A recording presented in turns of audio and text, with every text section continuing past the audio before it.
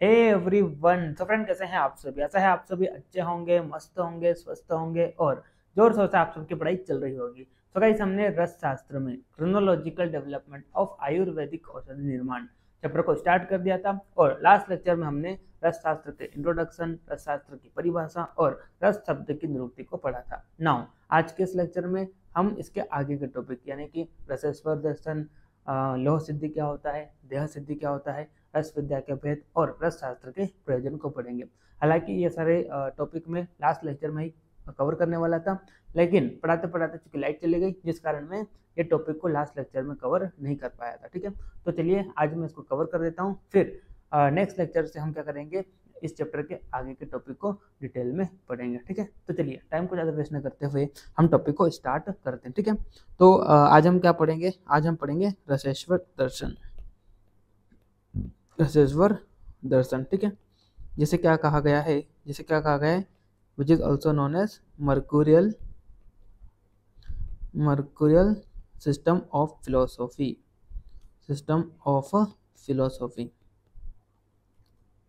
जो कि रस शास्त्र का पूरा कॉन्सेप्ट किस पर बेस्ड है, रसेश्वर दर्शन पर बेस्ड है। इसलिए हमें रसेश्वर दर्शन के बारे में ब्रीफ में नॉलेज होना चाहिए। ठीक है, तो चलिए समझते हैं व्हाट इज रसेश्वर दर्शन। तो BMS फर्स्ट ईयर में आपने दर्शन डिटेल में पढ़ा था, है ना, अलग अलग आपने भारतीय दर्शन को पढ़ा था और जितने भी भारतीय दर्शन थे उन सभी का अल्टीमेट एम क्या था, उन सभी का अल्टीमेट एम था मोक्ष की प्राप्ति, है ना। जितने भी दर्शन थे सभी का अल्टीमेट एम क्या था, सभी का अल्टीमेट एम था मोक्ष की प्राप्ति, है ना। और बाकी जितने भी दर्शन थे उन सभी का मोक्ष की प्राप्ति का साधन क्या था, आत्मा की शुद्धि, आत्मा की शुद्धि या ब्रह्म ज्ञान, है ना, या ब्रह्म ज्ञान। ठीक है, तो आत्मा की शुद्धि से, आत्मा की शुद्धि यानी कि आत्मा को जीवन और मरण के चक्र से मुक्त कर देना, इसे क्या कहा गया है, आत्मा की शुद्धि। ठीक है, तो जिस व्यक्ति की आत्मा जीवन और मरण के चक्र से क्या हो जाती है, मुक्त हो जाती है, इसका मतलब क्या हो गया है, उस व्यक्ति को मोक्ष की प्राप्ति हो गई है, यानी कि वह व्यक्ति वापस से रिबर्थ नहीं लेगा, वापस से उसका पुनर्जन्म नहीं होगा। ठीक है, तो जिस व्यक्ति का फिर से वापस से पुनर्जन्म नहीं होता है, जिस व्यक्ति की आत्मा जीवन और मरण के चक्र से क्या हो जाती है, मुक्त हो जाती है, इसका मतलब क्या हो गया है, उस व्यक्ति को मोक्ष की प्राप्ति हो गई है। ठीक है, और जितने भी दर्शन है उन सभी का अल्टीमेट एम क्या है, मोक्ष की प्राप्ति। ठीक है, वैसे ही अगर हम रसेश्वर दर्शन की बात करते हैं, ठीक है, तो चूंकि ये भी क्या है, एक दर्शन है ना, ये भी एक क्या है, दर्शन है, तो इसका भी अल्टीमेट एम क्या है, बाकी सभी दर्शनों की तरह, बाकी सभी दर्शनों की तरह इसका भी अल्टीमेट एम क्या है, मोक्ष की प्राप्ति, है ना, मोक्ष की प्राप्ति, है ना। रसेश्वर दर्शन जो है इसका भी अल्टीमेट एम क्या है, एक व्यक्ति को मोक्ष की प्राप्ति की ओर ले जाना। जैसे बाकी दर्शन है उनका भी अल्टीमेट एम क्या था, मोक्ष की प्राप्ति, वैसे ही रसेश्वर जो है ये भी क्या है, एक दर्शन है, तो इसका भी अल्टीमेट एम क्या है, मोक्ष की प्राप्ति। ठीक है, लेकिन रसेश्वर दर्शन का मोक्ष की प्राप्ति का साधन अलग है ना। रसेश्वर दर्शन के अनुसार मोक्ष की प्राप्ति का साधन क्या है, रसेश्वर दर्शन के अनुसार मोक्ष की प्राप्ति का साधन है देह की अमरता, देह की अमरता, है ना, देह की अमरता, जिसे क्या कहा गया है, जिसे जीवन मुक्ति भी कहा गया है, जीवन मुक्ति भी कहा गया है। यानी कि रसेश्वर दर्शन ये बोलता है कि एक व्यक्ति को बिना मरे ही क्या कर लेना चाहिए, मोक्ष की प्राप्ति कर लेना चाहिए।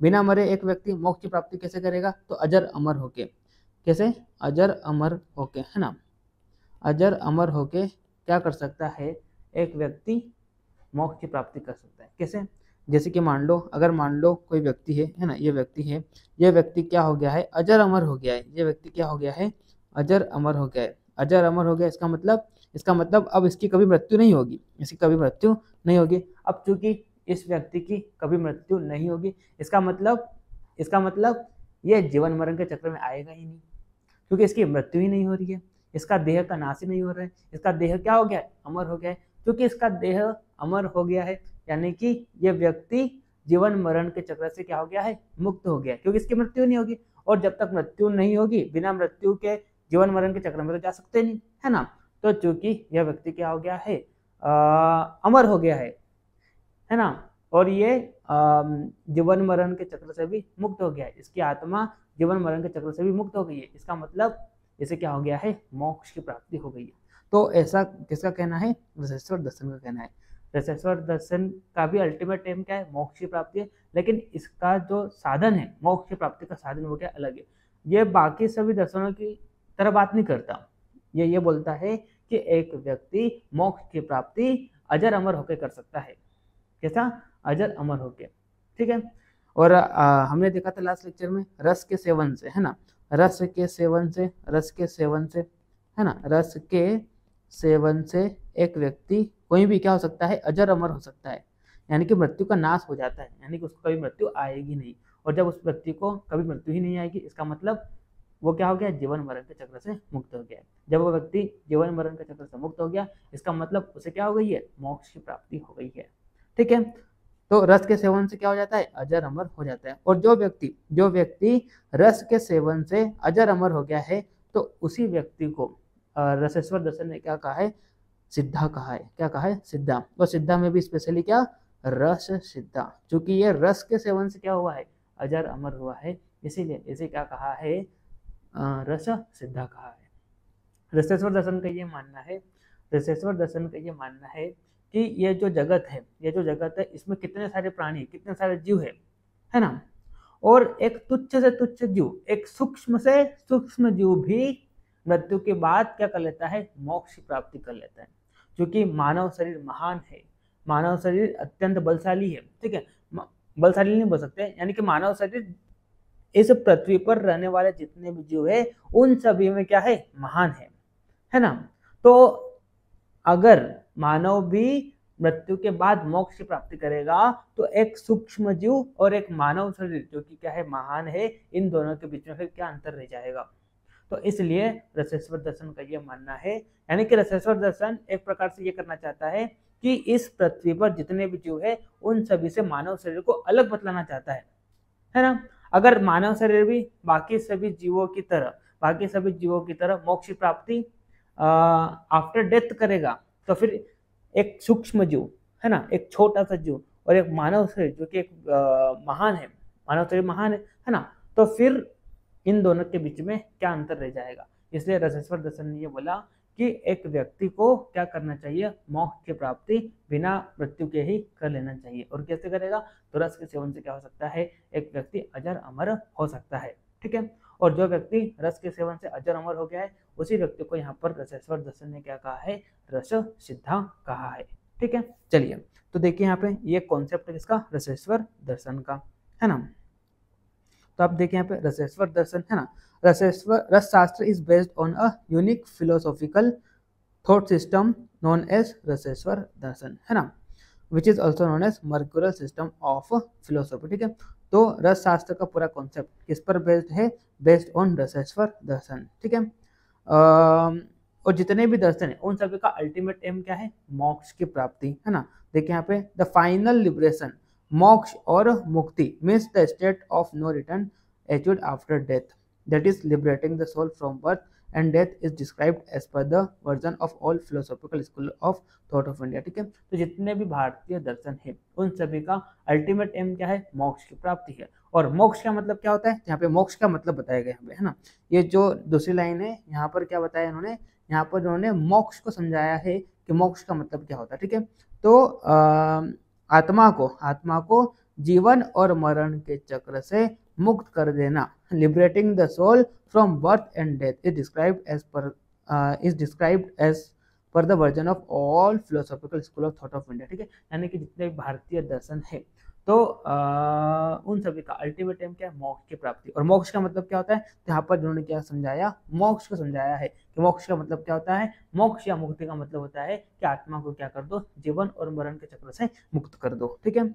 But according to Raseshwar Darshan liberation should be attained during one's life time itself. लेकिन अगर हम रसेश्वर दर्शन के अकॉर्डिंग बात करें तो रसेश्वर दर्शन ये बोलता है कि एक व्यक्ति को मोक्ष की प्राप्ति बिना मृत्यु के ही क्या कर लेना चाहिए, मोक्ष की प्राप्ति कर लेना चाहिए। देखिए यहाँ पे but according to Raseshwar Darshan liberation should be attained during one's life time itself, that is negating death for ever, यानी कि देह की अमरता, है ना।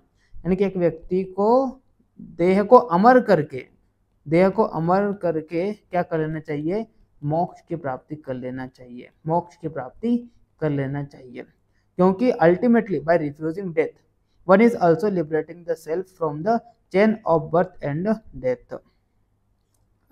Those who have attained this are called Siddha, ठीक है, क्योंकि अल्टीमेटली देह को अमर करके, यानी कि उसकी कभी मृत्यु नहीं होगी, और जब उसकी मृत्यु नहीं होगी तो जीवन मरण के चक्र में बनेगा ही नहीं, है ना, यानी कि जीवन मरण के चक्र से क्या हो जाएगा, मुक्त हो जाएगा, ठीक है। तो इस प्रकार से उसे क्या हो जाएगी, मोक्ष की प्राप्ति हो जाएगी, है ना। और जो व्यक्ति इसको अटेंड कर लेता है उसको यहाँ पर उन्होंने क्या बोला, सिद्धास बोला, स्पेशली क्या, Rasa Siddha, as they attained the state of lively liberation through jivan mukti with the help of रस, है ना। तो चूंकि रस के सेवन से इस व्यक्ति को क्या हुआ है,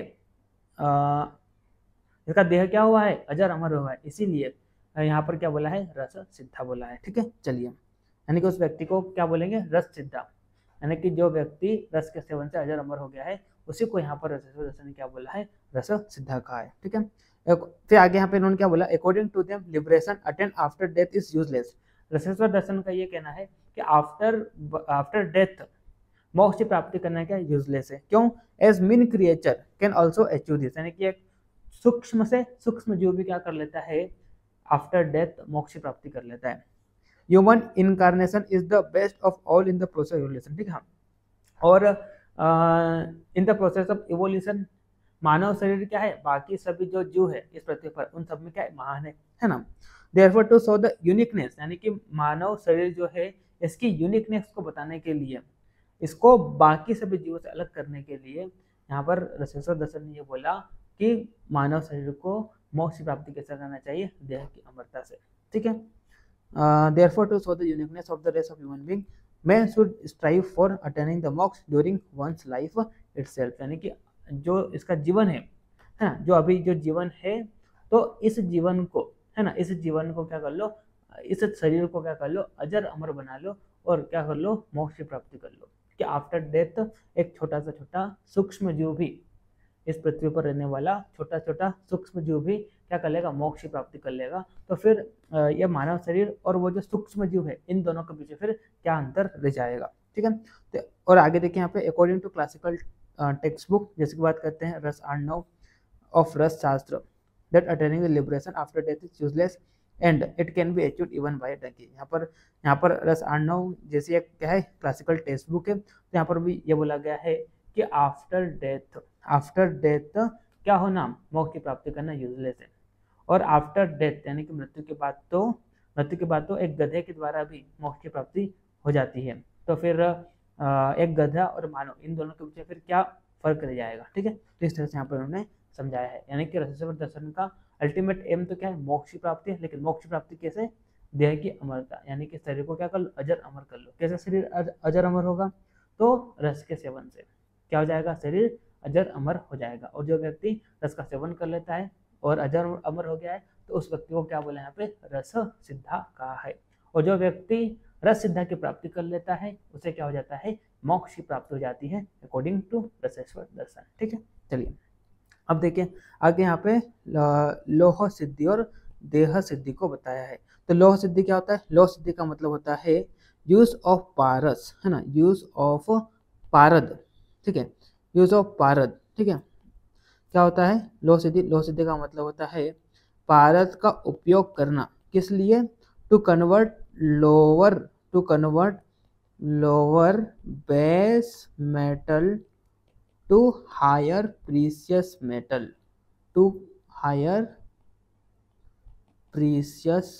मेटल सच एस गोल्ड। इसे क्या कहा, इसे लोह सिद्धि का, है ना।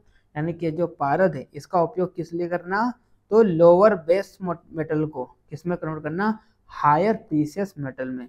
जैसे कि बात करते हैं गोल्ड, यानी कि लोहे को गोल्ड में कन्वर्ट कर देना, तो लोहे को गोल्ड आदि धातुओं में कन्वर्ट करने के लिए किसका उपयोग करना, पारद का उपयोग करना, इसे क्या कहते हैं, लोह सिद्धि, ठीक है।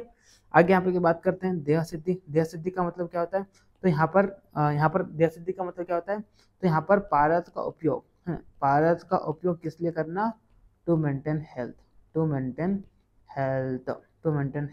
जैसे क्या कहा गया है, देह सिद्धि। तो अब देखिए यहाँ पे शॉर्ट में ये नोट्स में देखिए, with the advent of rasashastra its evolution was seen with the two motto, यानी कि जब क्या हुआ रसशास्त्र का उद्गम हुआ तो यहाँ पर इसके फिर दो मोटो हुए।